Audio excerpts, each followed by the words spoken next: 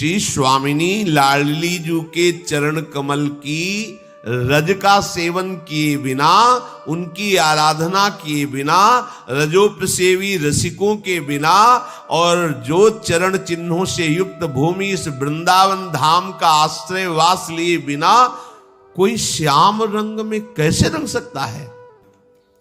जब ये श्री जीव गोस्वामी जी ने इस पर विचार किया, सखी हो श्याम रंग रंगी, आहा देखी बिकाए गई वह मूर्ति,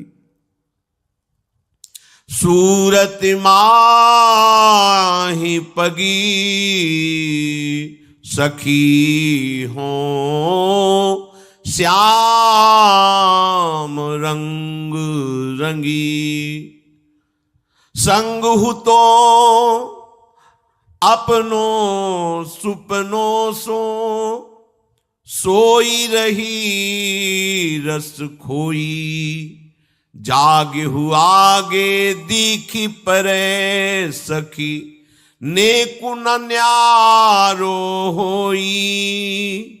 एक जो मेरी अखियन में निश्चिद्योस रहो करी भौन, गाय चरावन जात सुन्यो सखी, सोधो कन्हैया कौन। कासो कहो कौन पति आवे, कौन करे बकवाद, कैसे कहो जात गदाधर, गूंगे को गुड़ स्वाद सखी हो श्याम रंग रंगी। इस पद की आंतरिक वृत्ति को देखकर कि जब सो रही हूं तो स्वप्न में वो समाया है, और जब जग रही तो सामने, तो वो कौन श्याम सुंदर है जो गाय चराने जाते हैं। वो तो मेरे आंखों के सामने जागृत स्वप्न सुषुप्ति स्फुरत में, जागृत है या स्वप्न है या सुषुप्ति है, वो हर समय मुझे कभी छोड़ता नहीं। तो गाय चराने कब गया? बोले किससे कहूं कोई विश्वास नहीं मानेगा, कासो कहो कौन पति आवे।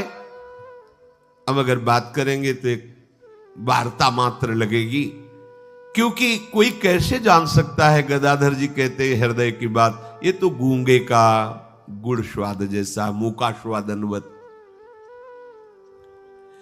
ब्रजेश्वरी श्री लाडली जू की चरण रज के बिना और उनके रसिकों के बिना कोई श्याम रंग में रंग जाए, असंभव। कहां की है पद रचयिता, पता चला अमुक नगर के।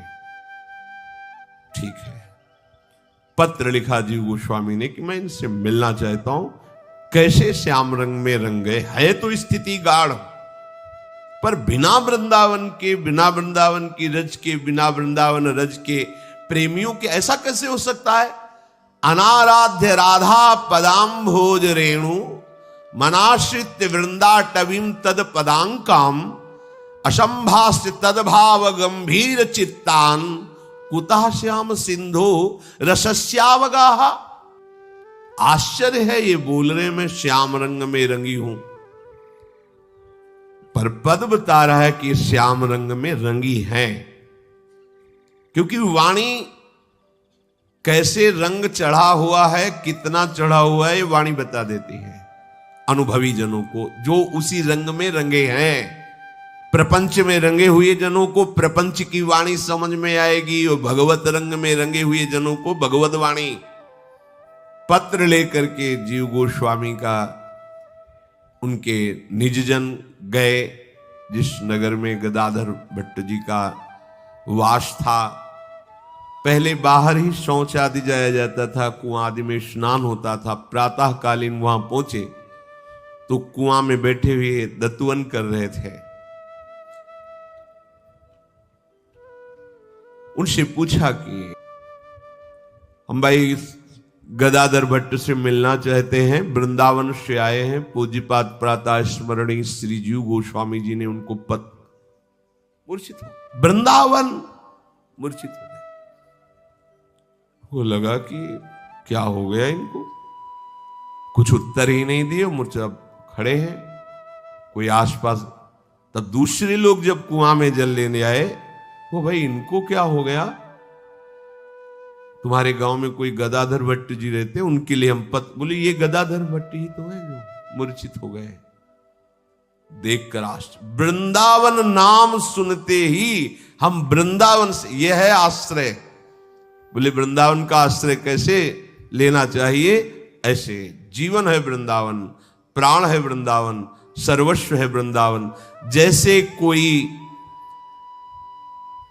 प्रियतमा अपने माने हुए प्रीतम का चिंतन कर रही है और उसका संदेशा आ जाए कि तुम्हें उन्होंने बुलाया है, तो कैसा, आज तक हमने देखा नहीं, केवल सुना और सुनकर उनको मान लिया और उनके लिए जीवन समर्पित, उनका संदेशा आया है, क्या हालत होगी उसकी, जिसने अपना जीवन समर्पित कर दिया है, जिसका प्रीतम है वृंदावन, जिसने वृंदावन से प्रेम किया है। हमारा सर्वस्व वृंदावन, प्राण वृंदावन, जीवन वृंदावन। हम वृंदावन से आए हैं संदेशा लेके, सुनते ही मूर्छित हो गए। जब ये पता चला कि यही श्री गदाधर भट्ट जी है, तब उनका वो जो पत्र पढ़ करके आश्चर्य हुआ था, वो बात चली गई कि जो इतना वृंदावन का प्रेमी है, इतना गाढ़ आश्रय है, उनके लिए ऐसा प्रेम दुर्लभ नहीं है। जल से मुख प्रक्षालन किया, मूर्छा दूर हुई, उठ कर बैठे, पत्र दिया कि पूज्य श्री जीव गोस्वामी जी ने आपके लिए,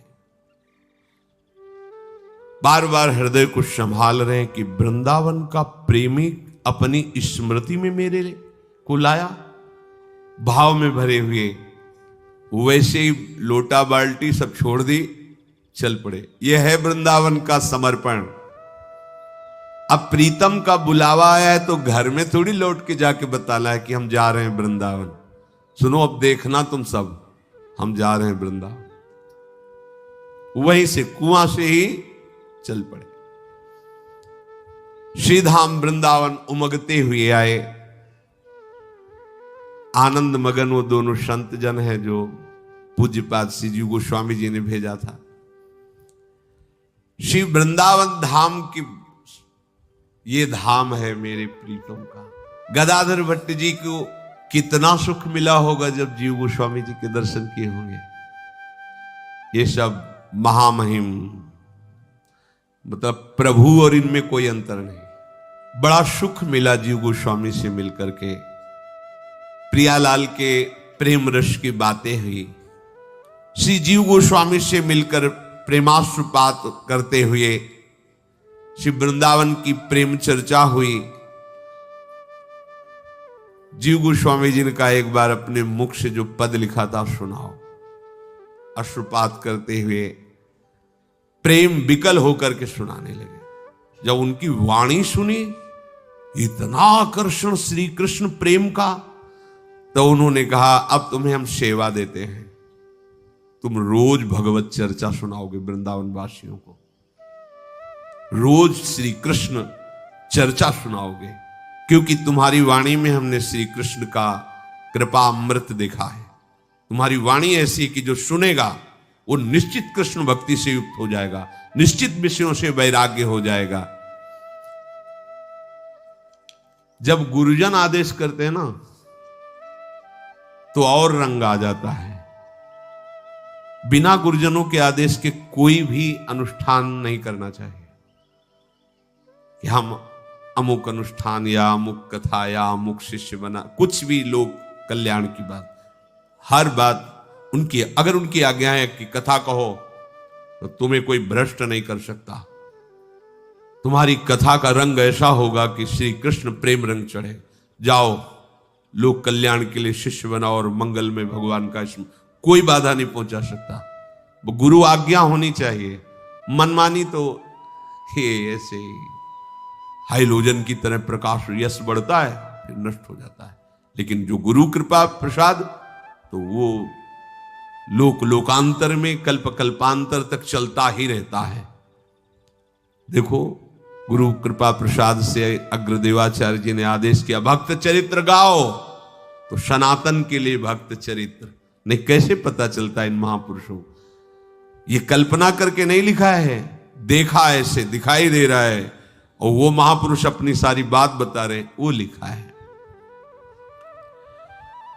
आदेश हुआ कि आप भगवत चर्चा कीजिए, श्री कृष्ण चर्चा कीजिए। अब श्री कृष्ण चर्चा नित्य होने लगी। कथा का ऐसा रंग बढ़ा कि शास्त्रों लोग दूर दूर से आकर के श्री गदाधर भट्ट जी जब बोलते सब मत वाले हो जाते हैं। अब जब भगवत चर्चा सुनेंगे तो सिद्धांत भी होता है, और सिद्धांत सुनेंगे तो उनमें फिर ब्रह्मचर्य संयम आदि होता है। वृंदावन के समीपी धरौरा गांव, वहां के एक राजपूत सरदार कल्याण सिंह, उन्होंने जब गदाधर भट्ट जी की कथा की महिमा सुनी कि सत्संग होता है बड़ा आकर्षणकारी, वो आए।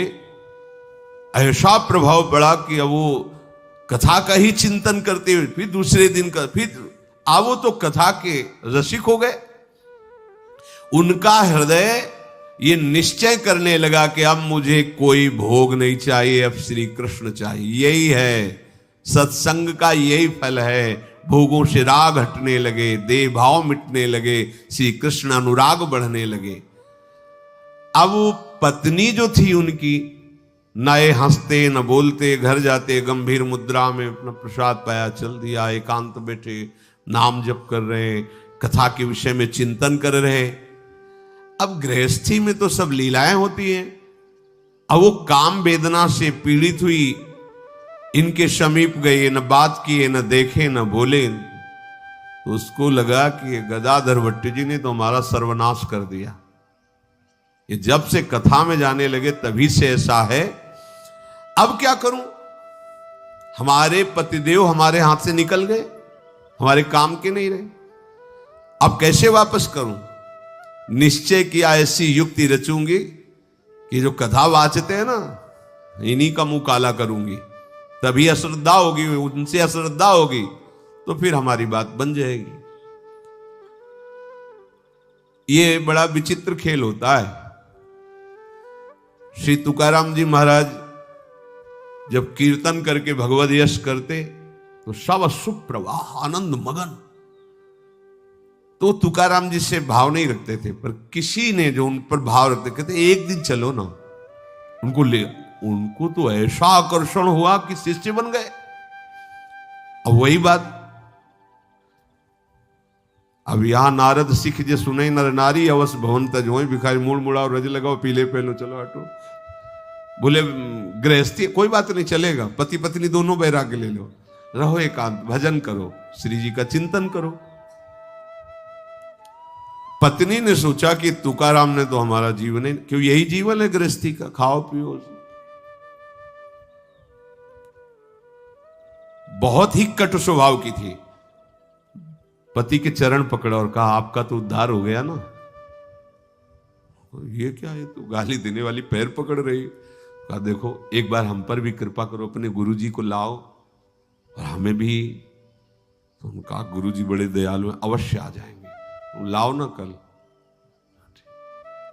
10 लीटर पानी का भगोना रख करके आग में चढ़ा दिया।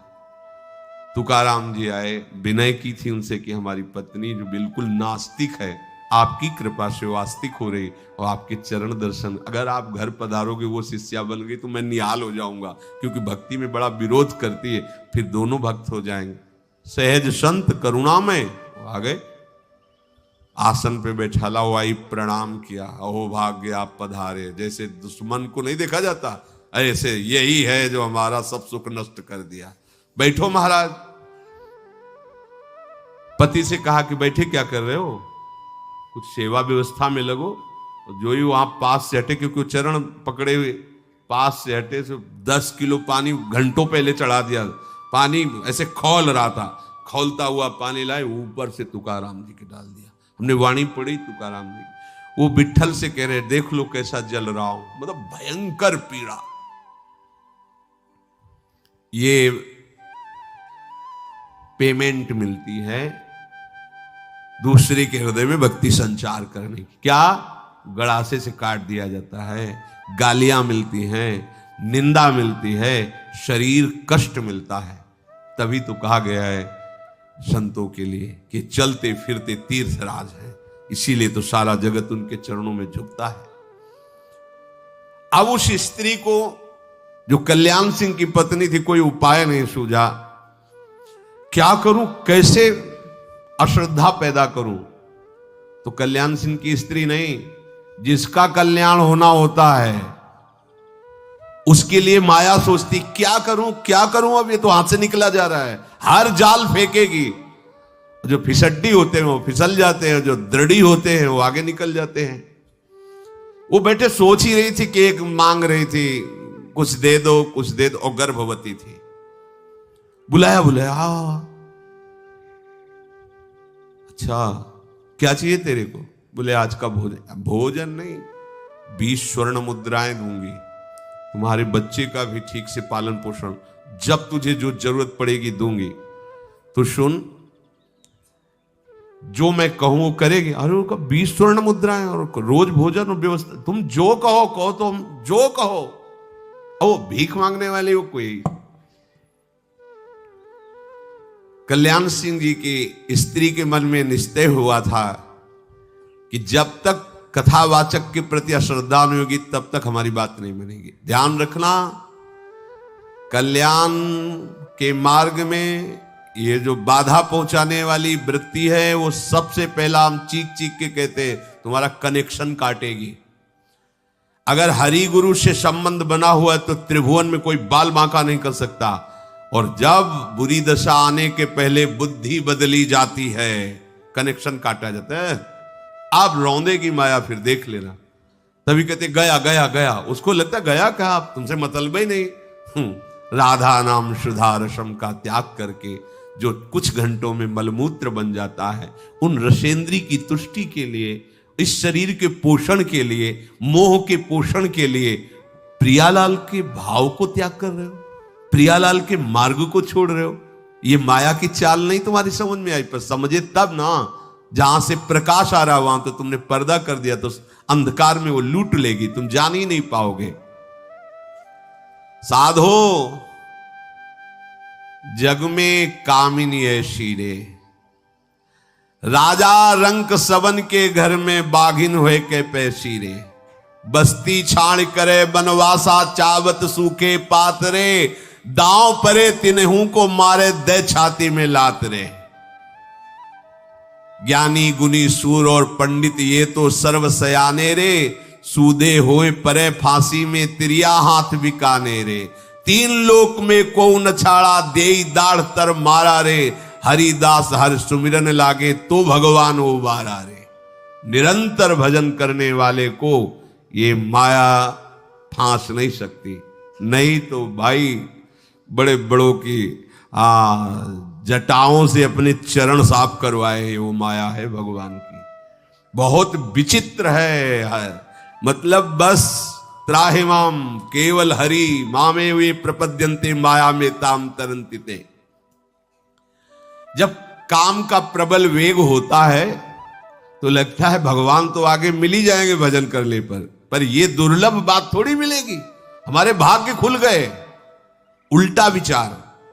और जो चतुर उपासक होता समझ रहा है माया ने प्रश्न उपस्थित किया है, मुझे सही उत्तर देना है, तब हमारे आगे की भूमिका बनेगी। पर वहां ये बात ही नहीं समझ में आती। अब गदाधर जी कथा कह रहे थे और उसने 20 स्वर्ण मुद्राएं देकर कहा तुम जाके उनसे कहना कि ये तो दे दिया, अब समय आ रहा है इसके प्रकट होने का। वो आप कथा बांच रहे हो, व्यवस्था कौन करेगा? सभा में बोलना जाके। अब वो भिखारी 20 रुपया स्वर्ण मुद्रा देख के उसको लगा कि इस तरह कहने में क्या है, हम सब हम कह, वो तो गली गली मांगते घूम रही।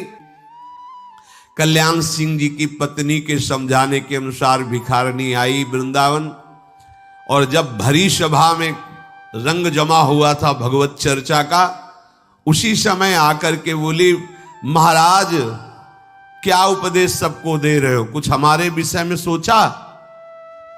ये जो आपने गर्भ धारण करवाया है, गर्भवती किया है, अब इसका समय आ रहा है और आप यहां कथा बात, कभी दोबारा पूछा नहीं, आप हमसे बात नहीं की, तो कुछ तो व्यवस्था आप कर दो।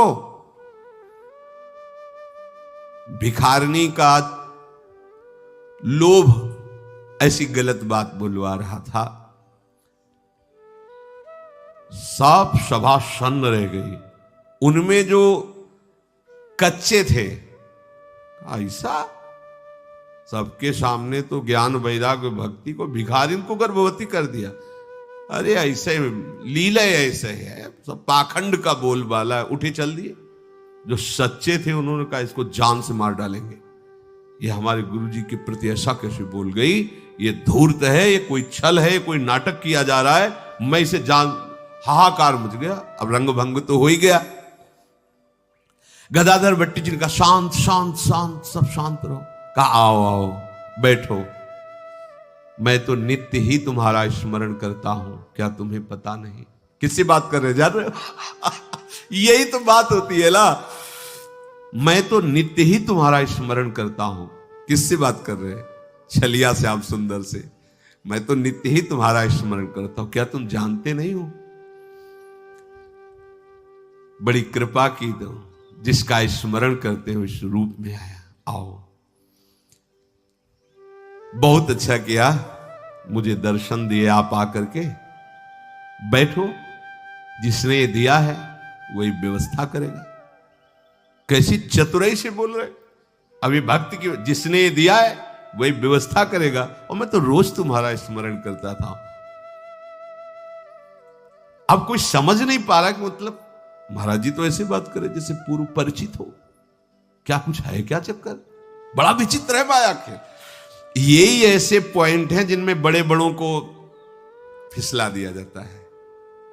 यही ऐसे पॉइंट हैं जहां से भगवान की भक्ति जनित जो प्रकाश हो रहा है उसमें अंधकार फैलाने का माया, ये उसके अमोघ बाण हैं। भगवत कृपा से व्यर्थ हो जाए तो हो जाए, नहीं तो अमोघ बाण है। एक बाण मारा, पूरा का पूरा यश धूल धूसरित कर दिया। श्रोताओं के मन में बड़ा ही अंदर दुख हो रहा है। शांत शांत कह के बैठाल तो दिया, पर कहने लगे मेरा हृदय अब भी कह रहा है कोई छल किया जा रहा है, ये कोई नाटक किया जा रहा है। पर ये महाराज ऐसा कैसे बोल रहे हैं कि मैं तुम्हारा स्मरण करता था, जिसने दिया है, मतलब जिसने दिया वही पालन करेगा। तुम बैठो ना। मतलब अगर मेरे प्रति संबोधन कर रही थी कि आपने तो दिया, तो अब कह क्या रहे? जिसने दिया वही पालन कर। तो लोगों क्या ले रहे कि बात सत्य है ना, मिल रही ना बात। कोई कोई कहता कि ये सत्य कह रहे, क्योंकि महाराज भी बोल रहे हैं। जो समर्पित चित्त के थे वो चिल्ला चिल्ला के रोने लगे कि मैं अपने प्राण दे दूंगा, लेकिन ये बात बर्दाश्त नहीं कर सकता। अब हाहाकार मच गया पूरी कथा में। उस भिखारिनी की बात सुनकर सबने ये निश्चय किया जो वहां बैठे हुए थे कि या तो हम अपने प्राण त्यागें या इसके प्राण लें। क्योंकि जो मुझे रोज भगवत चर्चा में ऐसा रस देकर उन्मत्त कर रहा है, जिनकी वाणी में ऐसा रस है, अगर वो विषय सेवन करते होते तो ऐसा कैसे हो सकता है? इसका मतलब ये छल किया जा रहा है।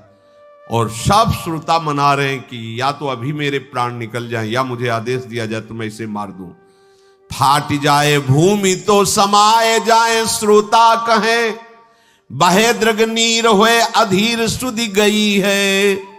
राधिका वल्लभ दास प्रगट प्रकाश भास, भयो दुख रास सुनि सो बुलाए लई है। साच कही दीजय नहीं अभी जीव लीजय, डर सवे कही दियो सुख लियो संज्ञा लई है। काड़ी तरवार तिया मारी बे कल्याण गयो, दयो पर बोध हमें करी दया नहीं है। संत सदगुरु की यदि प्रतिष्ठा में हानि पहुंचने वाली हो तो शिष्य जनों का ऐसा ही कर्तव्य होता है।